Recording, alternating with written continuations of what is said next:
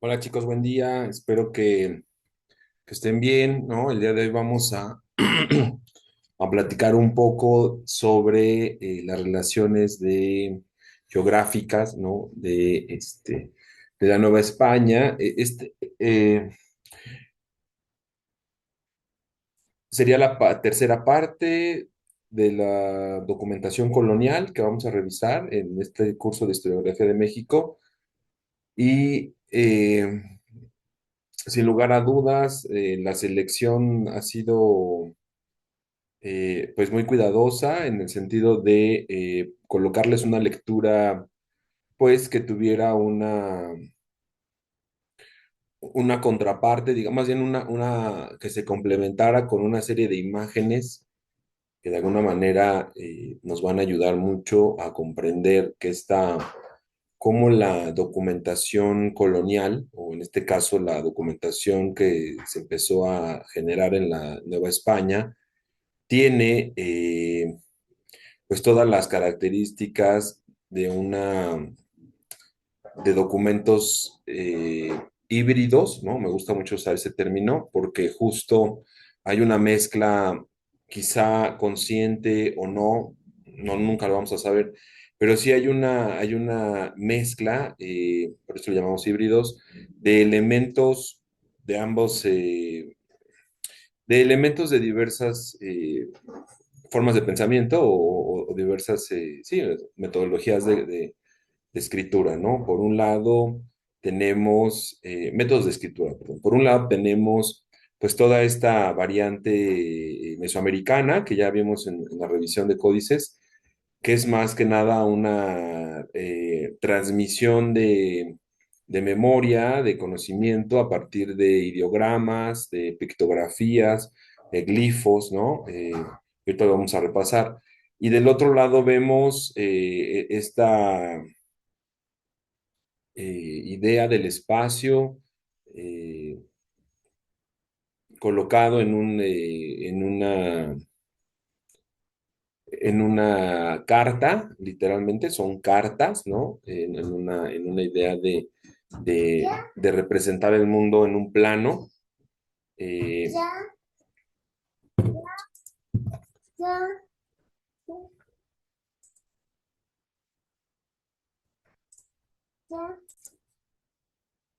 entonces decía que es como una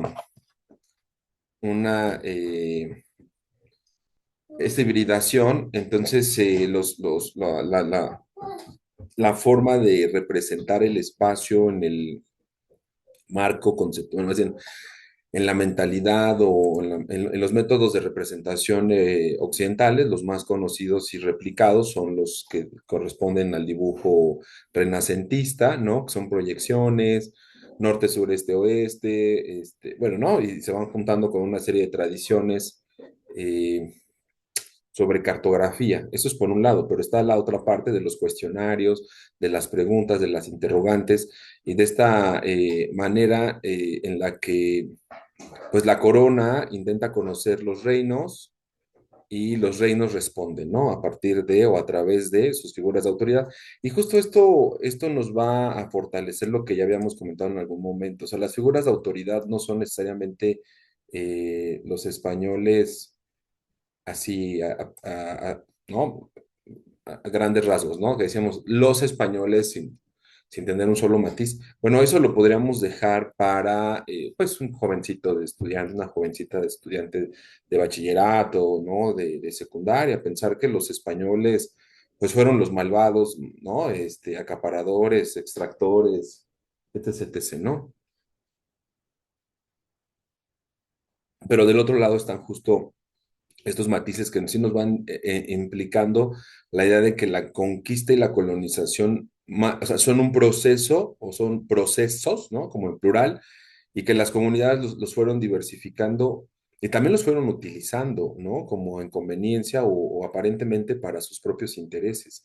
Entonces, esa contraparte no echa abajo la idea de la conquista como tal. O sea, no es que neguemos la conquista, yo lo dije hace, o sea, no es que neguemos la conquista o la calle de Tenochtitlán, por supuesto que no, pero sí podemos pensar que la conquista no fue igual para todos los pueblos y barrios de indios, ¿no? O sea, Y en este sentido, la iglesia, ¿no? Como diría el maestro Rubial, a lo mejor sí se convirtió como en el otro pilar de la conquista, ¿no? Porque ya ven que esta frase de espada ¿cómo dicen? Espada y religión, una cosa así medio espantosa.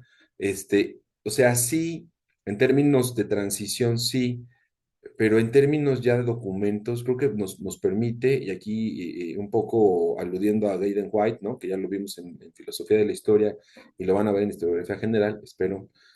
Se supone que lo vieron y si no, yo los motivo a que lo relean, ¿no? A que lo revisen otra vez. O sea, lo que dice White es que al final la imaginación se impone, o sea, la imaginación histórica se impone.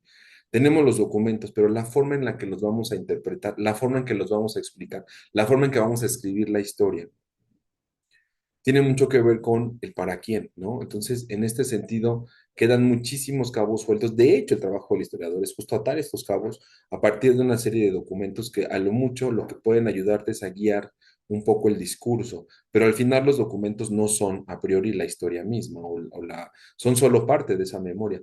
La escrituración o la redacción, el trabajo discursivo que nosotros realizamos, justo ahí es donde viene la parte de la imaginación histórica, ¿no? Entonces, desde ahí, desde este argumento, ¿no? Postestructuralista, estilo White, ¿no?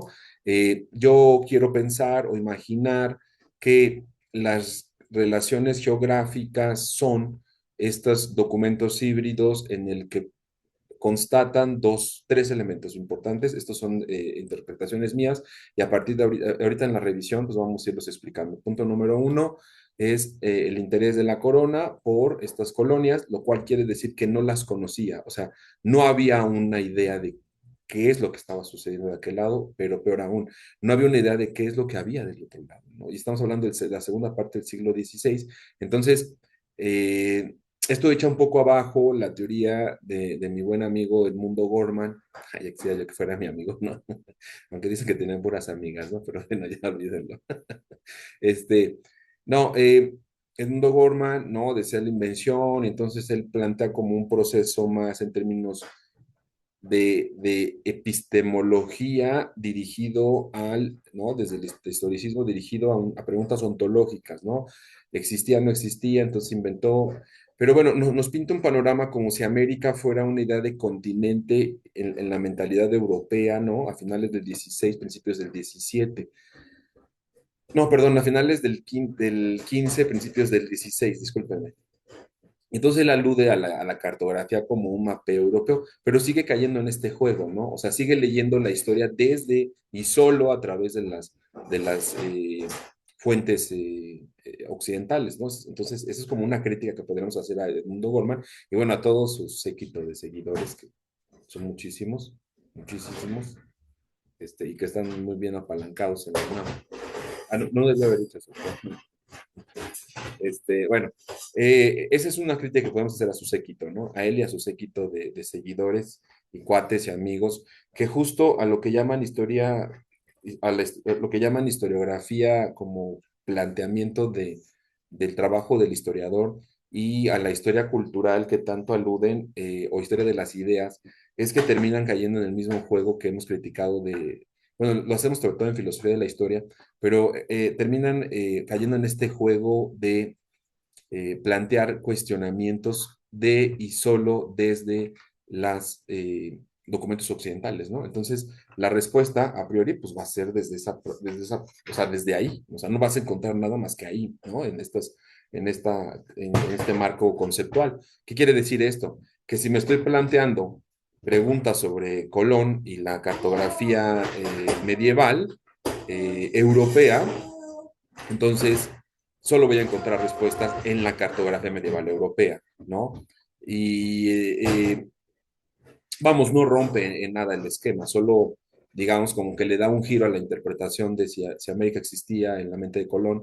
Probablemente no, pero sigue siendo Colón y los europeos arribando, colonizando y preguntándose solo por América, ¿no? O sea, sí me explico, o sea, termina siendo una cuestión meramente occidental, ¿no? Una cuestión colonialista, pero en términos epistemológicos, ¿no? O sea, si bien le da la vuelta al problema de Colón, ¿no? Sobre si llegó a América o no, bueno, mentalmente, o sea, en términos como de las ideas, al final termina siendo el mismo caso, o sea, termina respondiéndose desde las mismas fuentes occidentales y la respuesta pues sigue siendo el colonialismo epistemológico europeo, ¿no? O sea, parecería que al final siempre depende de esa mentalidad europea, responder o no si el mundo es o no es. Sí, sí, sí, más o menos, o sea, porque incluso hasta la misma pregunta de la invención es una, no voy a decir necedad porque podría pasar, pero no, es una necesidad dentro del marco epistemológico meramente occidental, o sea, ¿no? Este tipo de planteamientos.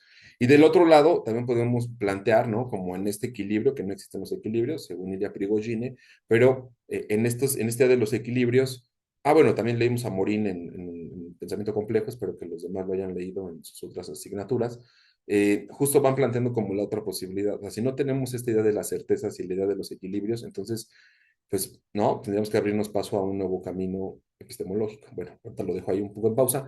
Y voy al otro punto, ¿no? Está justo mi otro buen amigo Miguel León Portilla y su séquito, que también están súper papalancados en la UNAM. No es que, o sea, estos grandes maestros son los grandes maestros y su séquito que mágicamente se terminan apalancando en la UNAM, ¿no?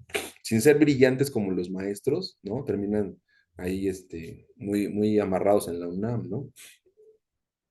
Por ejemplo, pongo el ejemplo, yo creo que no lo pueden negar, ¿no? Por un lado está, o sea, de Edmundo Gorman, uno de sus seguidores, chalanes, ayudantes, no sé si algo más, estaba el maestro que ya falleció, Álvaro Matute, ¿no? El maestro Álvaro Matute, que en paz descanse. Y de este lado de Miguel León Portilla, pues están los Barracks y todos estos cuates bien apalancados en la UNAM, en el ENINA y todos estos, ¿no? Federico Navarrete, ¿no? Estos niños bien estos hijos de los niños bien, ¿no? Como hasta parece la creación de una clase noble dentro de las instituciones académicas. Creo que por eso nos van a vetar estos videos, ¿no? Porque andamos hablando cosas que no debemos de las instituciones sagradas, ¿no? Y eso que no estamos en la época medieval, ¿no? Pero bueno, la Inquisición existe, no se acabó, existe y ahora tiene el nombre de académicos, ¿no? De los académicos. Bueno, eh, entonces está del otro lado justo la visión de Miguel León Portilla en este discurso de la visión de los vencidos, que es una revisión distinta. Justo, o sea, si hablamos en términos como de análisis más que historiográficos, como filosóficos, pues sí podríamos pensar que la visión de los vencidos, que es un librazo, así como la Invención de América es obligado para cualquier formación de historia en México, tiene que leer sí o sí la Invención de América completito, las cuatro tesis de Edmundo Gorman, ¿no? Y a lo mejor hasta un tipo de respuestas y análisis historiográficos. Y del otro lado también, o sea, estamos obligados a leer sí o sí a la visión de los vencidos de Miguel León Portilla y sus revisiones historiográficas, ¿no? Y dentro de, o sea, podremos ser como detractores, ¿no? De esta parte de la visión, porque justo parecería que cae del otro lado, o sea, es como, o sea, es el otro extremo, ¿no? Como decir, asumir que son vencidos ya, o sea, es un discurso, ¿no? O sea, es la visión de los vencidos en términos del discurso, pues sí mueve, ¿no? Y obviamente pues está enfocado a vender, ¿no? A vender un poco por ahí, hacer publicidad del libro, que es un librazo, es un super análisis. Miguel León Portilla, yo creo que por mucho es uno de los mejores analistas de códices y de la antigua palabra, o sea, de la parte mesoamericana, pero cae en ese otro juego, ¿no? O sea, las preguntas que él se hace, sí o sí solo las va a responder desde las fuentes en náhuatl, ¿no? O desde las fuentes mesoamericanas. Entonces, parecería que es como, que la idea es como oponerse a las otras fuentes, ¿no? Yo les decía que justo, o sea, cae como en este juego, ¿no? Irnos hasta el otro lado, el otro extremo, como si la visión de los vencidos, de alguna manera pudiera alterar como pues la misma idea del fenómeno, ¿no? Del fenómeno que estamos analizando, que es la conquista, bueno, en fin, en la colonización, ¿no? Y bueno, yo creo que justo las relaciones geográficas nos muestran desde la documentación que en muchos casos, muchísimos, cientos de casos, la colonización no fue ni de vencidos, ni de invenciones, ¿no? Más bien fue un proceso de hibridación sumamente enriquecedor en ambas partes, ¿no? Eh, y tenemos justo a los colonizadores, ¿no? Como colocando estos elementos eh, propios de la mentalidad sí, de la mentalidad europea, el dibujo o el plano, o sea, el plano cartográfico, el dibujo de la traza renacentista, eh, para los mapas, ¿no? Estas ubicaciones norte, sur, este, oeste, la idea de un centro, o sea, de una identificación de lugares geográficos a partir de dibujos miniatura o representaciones miniatura. Y luego está la otra mezcla de toda la visión o la cosmovisión mesoamericana que todavía tiene esta herencia poderosa o tiene poder en estos últimos herederos, nietos quizá o bisnietos de los tlacuilos que todavía se prepararon antes de la conquista, o sea, precolombinos.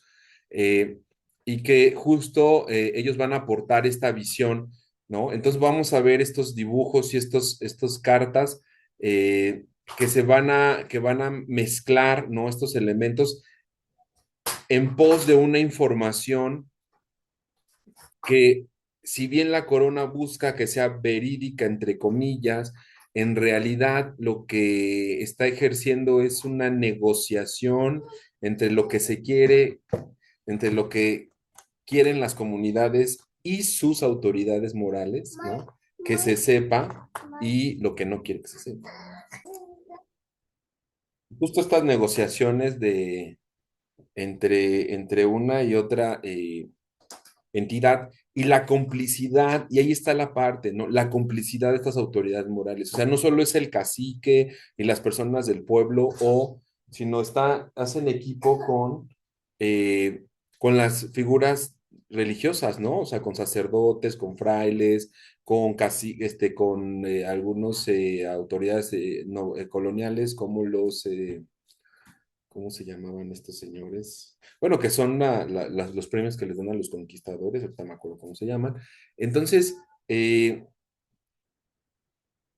y bueno, una infinidad, ¿no? O sea, son gente de los cabildos, testigos, jueces, tanto de jueces de República de Indios como jueces de las ciudades novohispanas, ¿no? O sea, la parte colonial meramente de los centros de poder, entre comillas, porque justo las relaciones geográficas nos van a mostrar que no había un centro de poder, sino que más bien cada quien asumía un centro de poder, ¿no? O sea, como que cada pueblo asumía su centro de poder y decían, bueno, o sea, el rey está por allá, o sea, el rey era una figura, siempre fue una figura, o sea, muy subjetiva, completamente desdibujada de su realidad eh, inmediata, ¿no? O sea, el rey, vamos, o sea, el rey nunca vino a América, entonces, o los reyes nunca vinieron a América, entonces, eso siempre enmarcó una lejanía,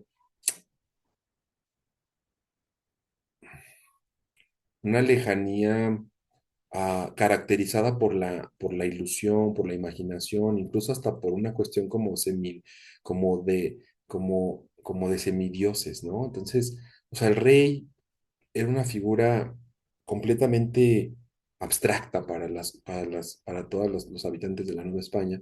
Y la lejanía en el Atlántico, que eran meses, incluso años, podían pasar décadas en las que un pueblo, un barrio, no tuviera contacto con autoridades monárquicas. Es que eso no lo analizamos con calma, pero, o sea, dense cuenta que eso cambia por completo nuestra concepción de colonización, ¿no?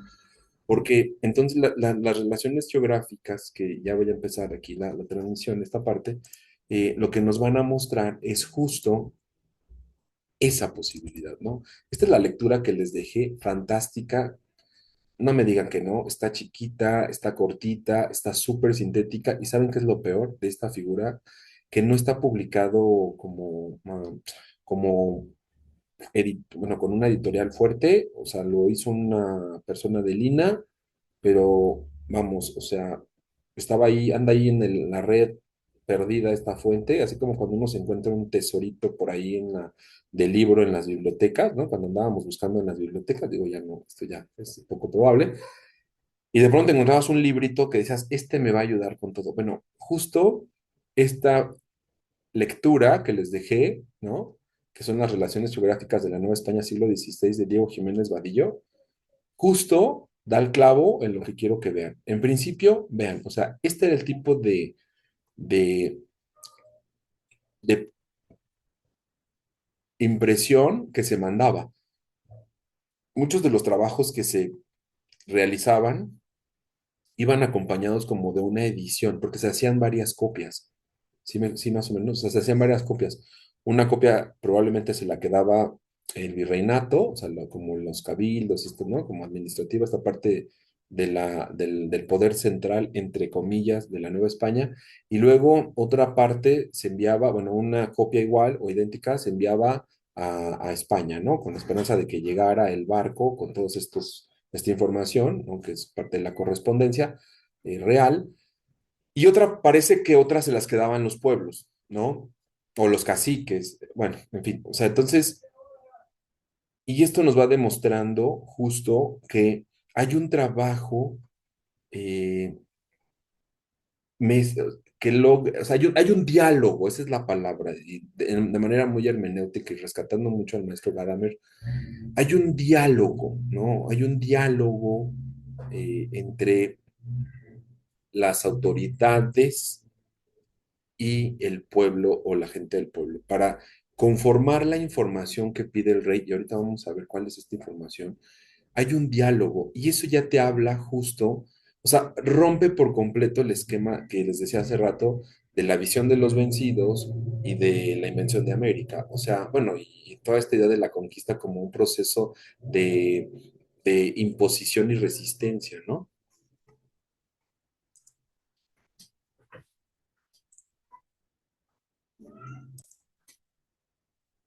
Justo entonces, eh, este diálogo, pues va a tener un producto, ¿no? Bueno, más bien una materialidad, ¿no? Y que es justo las relaciones geográficas. O sea, ay, no saben lo feliz que me da, que me hace explicarles esto, porque era algo que traía ahí guardado. O sea, me parece que las relaciones geográficas son una respuesta a muchas de las preguntas sobre cómo fue la colonización, por lo menos esta primera parte de la colonización. Y me parece que los siglos, justo los siglos XVI y XVII, van a ser muy complejos porque van a intentar,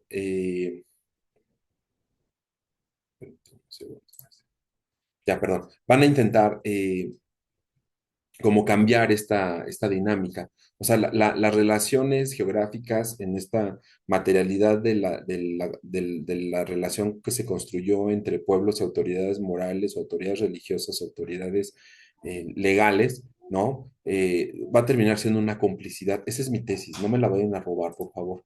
Pero esa es mi tesis, o sea, la que quiero manejar ahora que revise otra vez estas fuentes, ¿no? Y que por ahí publico unas cositas.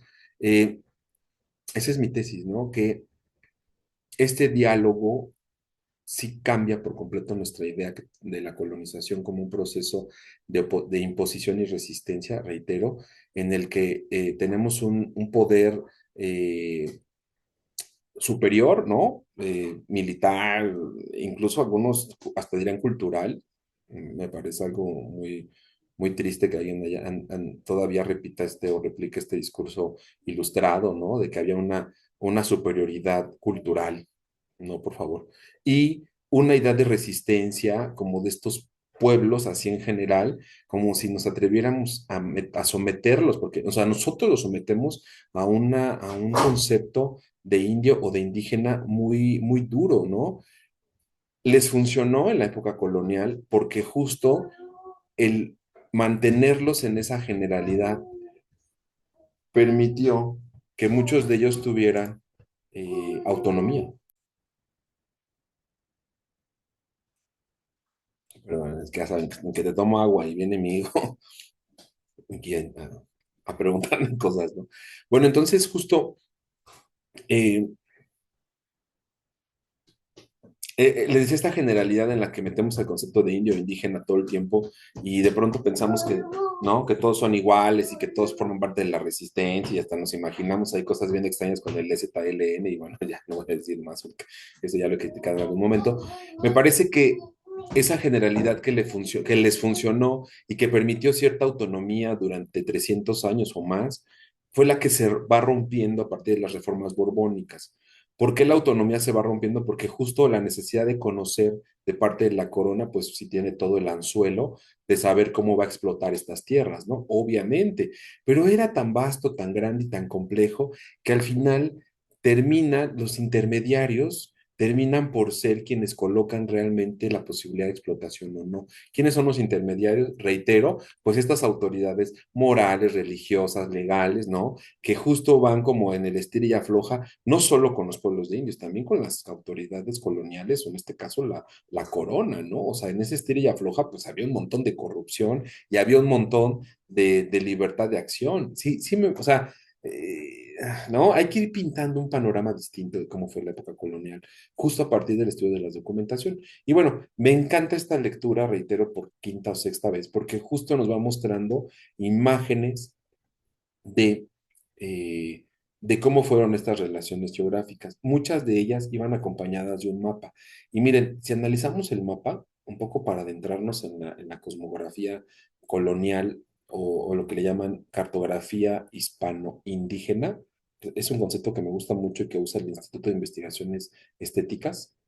Eh, Ustedes se fijan, yo se los mencionaba, colocan regularmente la iglesia en el centro.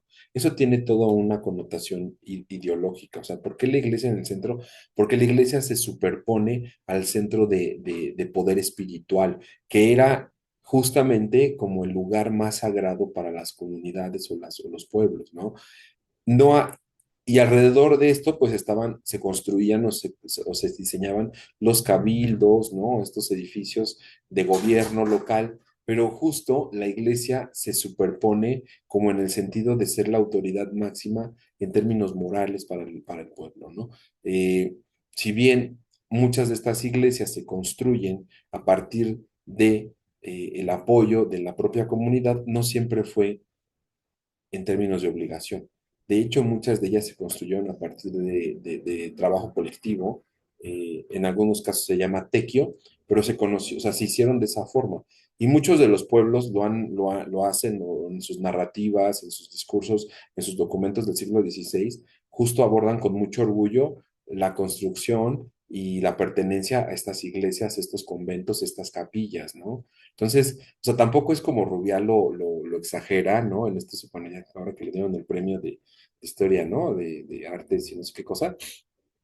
Y entonces el tipo ya, ¿no? Ya es como 4T y entonces ahora los malos otra vez son los españoles, como, ¿no? Nos encanta decirlo, pero parecería que ahí, o sea, yo sí diría con el maestro Rubial con mucho cuidado, sí le diría, o sea, seguimos planteándonos preguntas sí, solo sí, desde la visión occidental, ¿no? Entonces, esto pues no nos permite entender que muchos de los pueblos, comunidades, barrios, pues sacaron provecho de este proceso, ¿no? Y la cartografía y estas relaciones geográficas se volvieron un documento de negociación. O sea, quiero que sepas dónde me localizo, pero qué es lo que sí quiero que sepas que tengo y qué es lo que no quiero que sepas que tengo, ¿no? O sea, acuérdense que un mapa, así como la memoria o en este caso la historia, diría el maestro Ricoeur, ¿no? Hay una idea de la memoria que de manera dialéctica, bueno, él no lo dice así, pero yo lo asumo así, ¿no? Tiene un olvido, ¿no? O sea, hay omite, ¿no? O sea, hay un olvido voluntario, digamos, ¿no? Entonces, igual las cartas de relación es eso, o sea, hay una idea de lo que quiero, del conocimiento que quiero que llegue a la corona, pero por supuesto que hay otras que no, ¿no? Entonces, este mapa, ¿no? Nos muestra claramente, pues, todo bien ordenado en un pueblo, es un mapa bien bonito que es de Mestitlán, ¿no? Y entonces, y es de 1539. O sea, sin lugar a dudas tiene elementos indígenas y elementos occidentales, ¿no? Europeos. El plano es completamente renacentista, ¿no? Con estas figuras pequeñas, pero vean, ¿no? O sea, tenemos aquí seguramente figuras que se agregaron después y quizá la misma cartografía cuente una historia, ¿no? Porque eso era parte de los códices mapas, ¿no? Que sí son representaciones del espacio, pero son representaciones del tiempo en el espacio, ¿no? ¿Se acuerdan que lo habíamos dicho en uno de los videos? Y bueno, aquí hay caminos, ¿no? Caminos reales, hay agua, Pero, por ejemplo, las fuentes de agua no siempre se colocaban. De hecho, en la mayoría de los casos se omitían, ¿no? Porque no les gustaba que supieran dónde estaban los manantiales hasta la fecha, ¿no?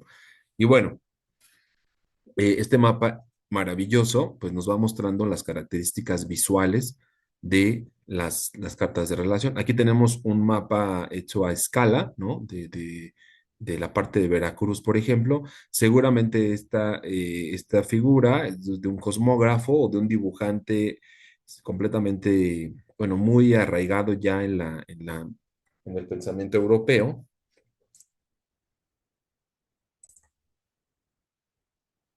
Y justo vemos como la otra imagen, ¿no? De este mapa es completamente indígena, absolutamente indígena, sin lugar a dudas, ¿no? El mapa de la relación, parte del mapa de la relación geográfica este es ahí nos dice, sí, sí, sí, perdón, el mapa de Amoltepec, ¿no? En Oaxaca. Y justo es más tardío que los demás, pero bueno, esta es una representación del espacio completo y absolutamente indígena, extraordinariamente hermoso. Aquí está la iglesia, ¿no? Vean, eso es un castillo, pero siguen representando al cerro, ¿no? Al cerro como esta idea eh, de centro de pueblo, ¿no? De la edad de origen, la edad de base o ¿no? Como de la parte este es un glifo, ¿no? Perdón, este es un glifo. Esta es la idea del cerro, ¿no? Que representa como la idea del centro de poder en la visión mesoamericana. Y aquí está el palacio, ¿no? Estos teocalis, que son palacios, y que de alguna manera representan al centro de poder, ¿no? O sea, pegadito a la iglesia. ¿Se dan cuenta? ¿No? Esta es una representación que no, que si bien no cuida la parte de las direcciones, sí coloca, ¿no? Alrededor de un círculo los glifos, ¿no? Representativos o los topoglifos le llaman, ¿no? O sea, los dibujos, ¿no? Estos glifos que representan algún lugar o algún pueblo, ¿no? Y bueno, seguramente representa que estos pueblos alrededor de estas figuras están sujetos, o sea, pertenecen a este pueblo central o a esta comunidad central. Eh, y bueno, aquí hay un chimali, es muy extraño, seguro tiene un significado como una cuestión como de sojuzgar, ¿no? Como de, ¿no? De poder, o es un glifo, también puede ser un glifo, un topoglifo. Y bueno, y el río, este es bien importante, o sea, cómo el río cruza la comunidad o todas las comunidades, ¿no? Y aquí hay un puente.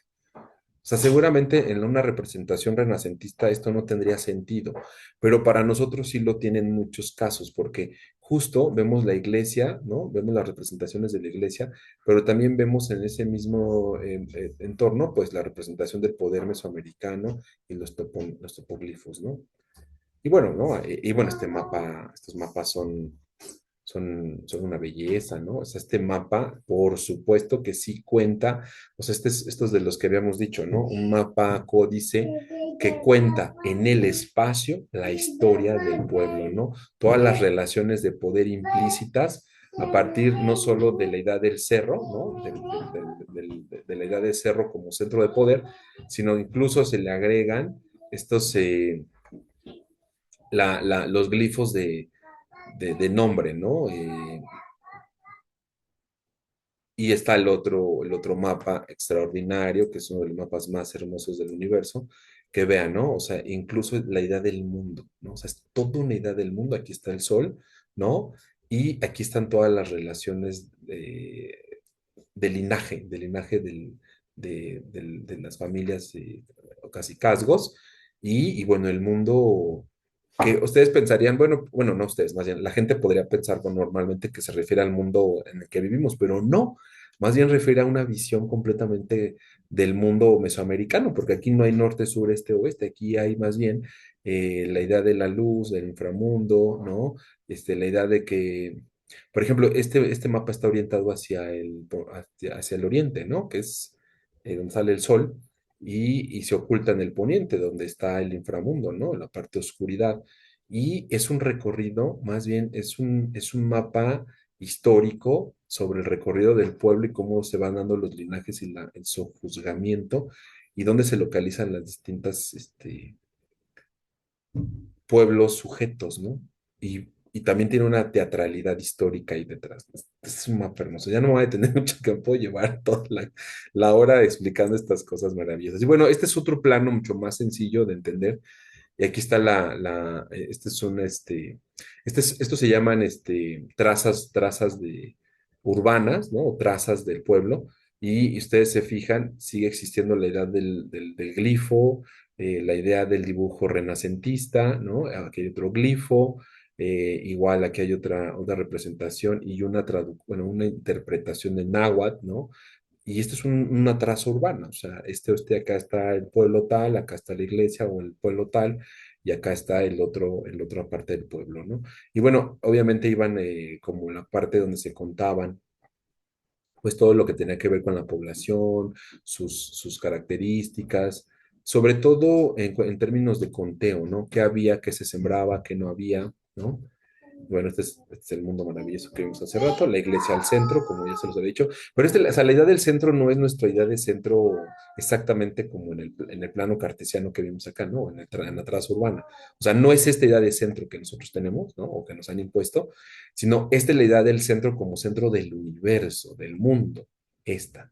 Y de aquí todo surge, si se dan cuenta, aquí se sostiene el mundo. En fin, es toda una visión del mundo muy bonita. Por eso les decía que o sea, las relaciones geográficas nos van mostrando una visión bien distinta de cada pueblo, ¿no? Y si bien no es a priori la visión misma o la visión ya objetiva de ese pueblo, sí nos van dando cuenta de este diálogo negociado entre las autoridades locales y la monarquía, ¿no? O sea, ¿no? Ese diálogo entre ellos que va extendiendo el lazo de poder, o en este caso de vasallaje, ¿no? Y que se va diluyendo y se diluye tanto que había pueblos y barrios que pasaban décadas sin tener noticias o correspondencia con el rey, ¿no? Sí, sí, más o menos. Y más bien eran ellos los que los buscaban. Y bueno, aquí está, bueno, en términos generales, ¿no? Me encantan estas cartas de relación, las relaciones geográficas, ¿no? Son fantásticas. Y bueno, les había preparado yo algo bien bonito. Denme un segundo.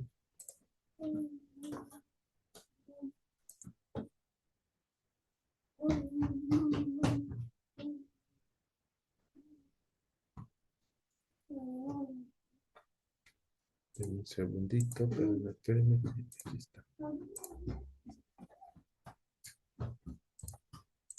Aquí está. Bueno, las relaciones geográficas a grandes rasgos, pues son eso, ¿no? O sea, tienen un contexto histórico en general, se elaboraron en la época de Felipe II, tienen una consolidación territorial, o sea, es como parte de lo que, o sea, este mapeo de las colonias que Felipe II intenta. Obviamente no es Felipe II, o sea, es todo el consejo monárquico que tiene Felipe II alrededor, o sea, es su gran consejo, toda esta gente le llamamos cortesanos, ¿no? Que le van indicando que es importante tener el conocimiento topográfico y social o sociodemográfico, diríamos, sociodemográfico y territorial, ¿no? Entonces, y bueno, también se ha dado desde la visión europea, pues se ha dado esta idea de la expansión del conocimiento, ¿no? El maestro es guerra, ahí tiene la idea del imperio, ¿no? O sea, tenemos esta idea del imperio bien metida que de pronto todo lo queremos ver desde esta, entre comillas, visión de Felipe II, como pensando en el mundo y todo lo que me pertenece. Pero la realidad, o sea, bueno, más bien, lo que nos permite ver las relaciones geográficas es que esta idea de expansión territorial era más como una, una sábana, ¿no? De poder superficial, porque ya pasando ese mapeo, pues, o sea, la relación entre la monarquía y sus pueblos o sea, estaba muy desdibujada, ¿no? O sea, realmente, porque, porque dependía de los actores intermediarios, ¿no? Entre esos actores intermediarios, en muchos casos estaba la iglesia, o sea, la iglesia y su séquito, ¿no? Bueno, y está el control administrativo, obviamente, pues hay que cobrar impuestos, ¿no? Y, o sea, esto que hace las relaciones geográficas, de alguna manera tienen una relación muy cercana con las matrículas de tributos mesoamericanos, ¿no? O sea, ¿qué le vamos a cobrar qué y cuánto y por qué, ¿no? Y bueno, es un conocimiento geográfico maravilloso, extraordinario, porque nos permite, como dentro de la idea de geografía occidental, nos permite ir ubicando, ¿no? Cuál es la sensación y qué territorios, qué elementos del contexto o del espacio se representan y cuáles no. Y bueno, y el registro cultural, ¿no? O sea, quiénes vivían. Vamos, es como un primer acercamiento antropológico o etnográfico, pero eso sería muy ahistórico, ¿no? O sea, sería una interpretación completamente invadida voluntariamente de preceptos modernos. Yo creo que más bien se acerca a la idea de control administrativo, sí, y también a la idea de mejorar ah, no la gobernanza, o sea, no la idea de gobierno,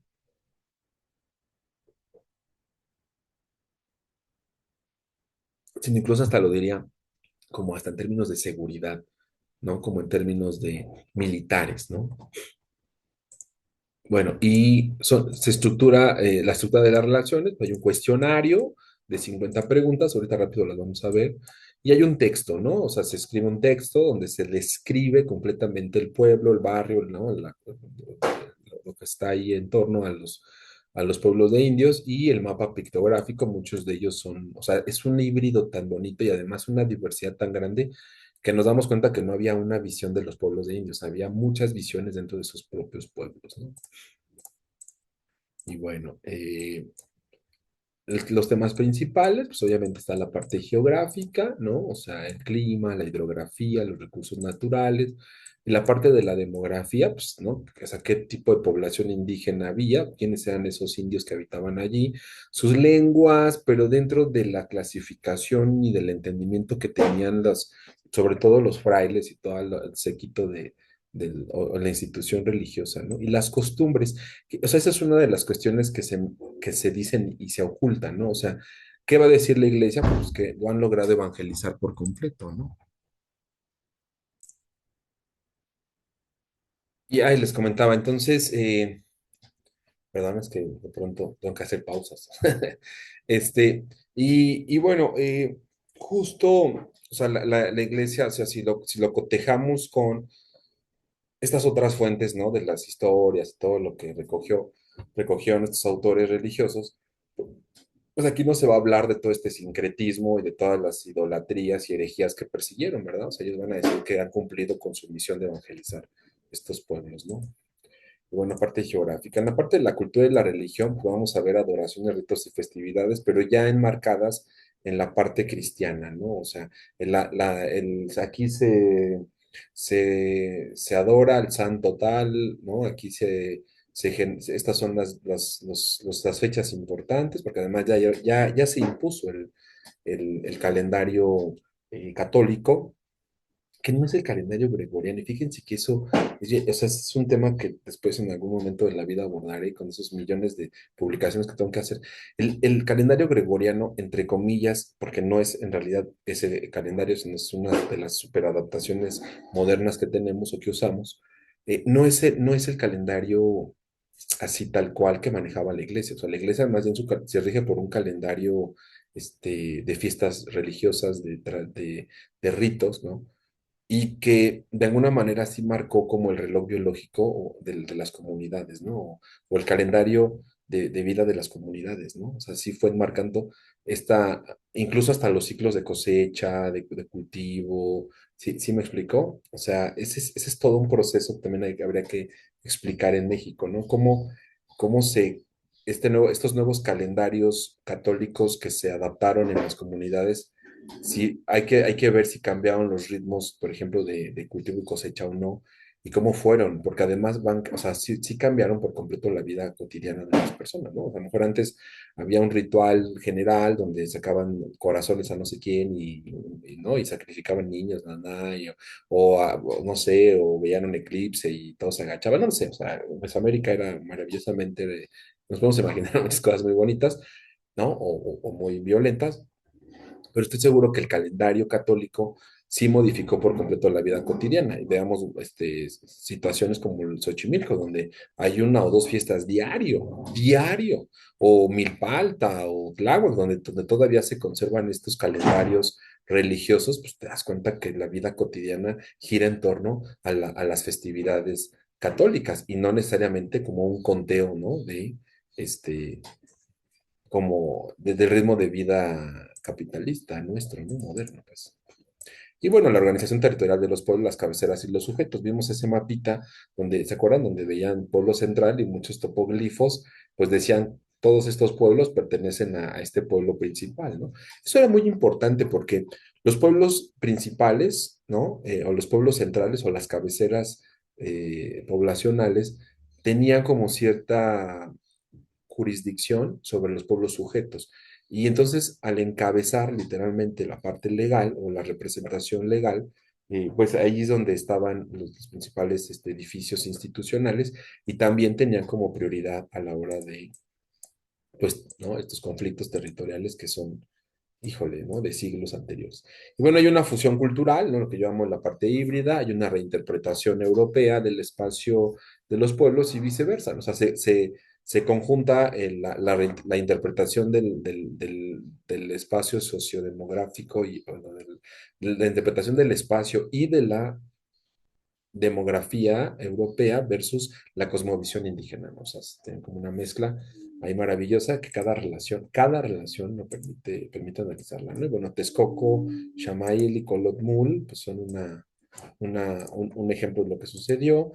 También hubo o sea, posteriormente estos relaciones geográficas sirvieron para distintos usos administrativos, para los conflictos territoriales, ¿no? Para una serie de,